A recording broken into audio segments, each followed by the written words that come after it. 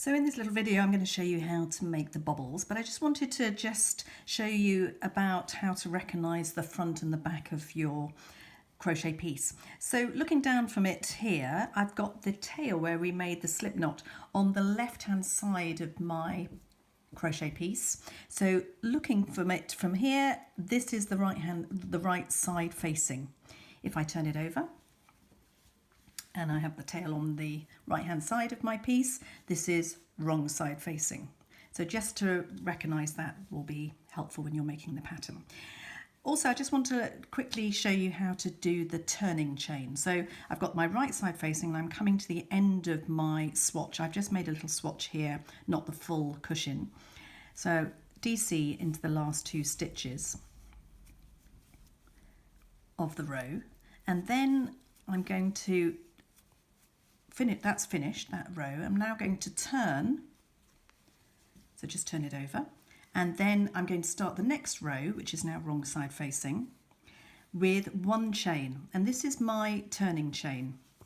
And it's quite important when you're crocheting back and forth, not crocheting in the round, to understand what the turning chain is. Now, because we're working double crochets, I'm only needing one chain as my turning chain. So this is not counted as a stitch, and I'm going to continue or begin the row by going straight into the first stitch below it.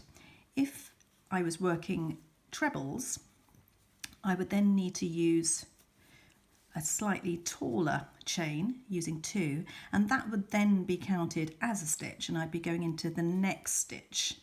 But for this pattern, we are working with double crochet. So I'm just doing one chain. And now I'm ready to begin row 4 and show you how to make the bobbles. So I go straight into the stitch below the chain. 1, 2.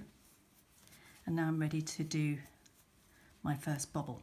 So it's quite straightforward, the bobble, but it's quite a clever way of building up the stitches. So begin by yarn on into the next stitch, bring the yarn back through, so we've got 3 loops on our hook.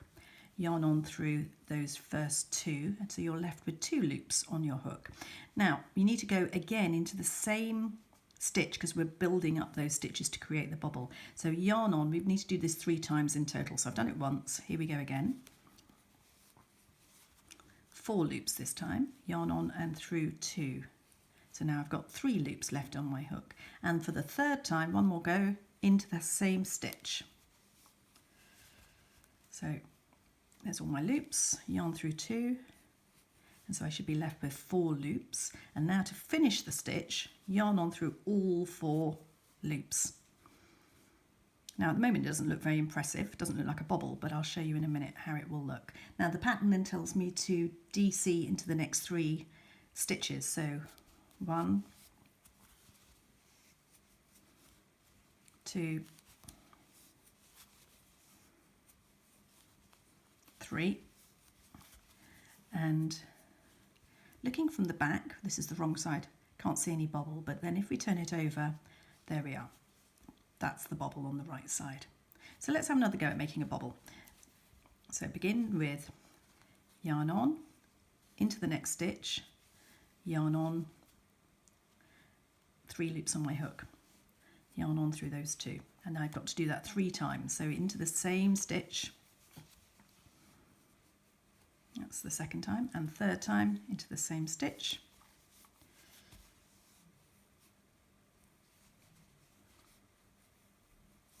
And then 4 loops, so yarn on through all 4 in one go. And then carry on with 3 DCs. This is only a little swatch, so I'm only going to be making 3 bobbles in this example. So again, not very clear what I've made there, but turning over there you can see the bobbles. So one more go. So crochet, double knit, double crochet, sorry. So how many have I done? I've done too many, so let's just come back off that. So that's 1, 2, 3. And then here we go. Bobble once more. through 2, through 2, leaving 3 loops, and then through 2 with 4 loops all the way through, and then I can continue to the end of my row.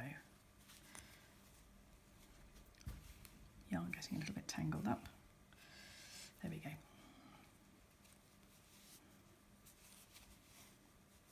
And then at the end of my row, I'm going to turn, ready to come back on the right side into that final turning chain.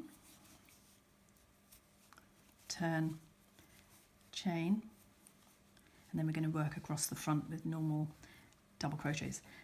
But there, from the front side now, you can see I've made those 3 squishy bobbles.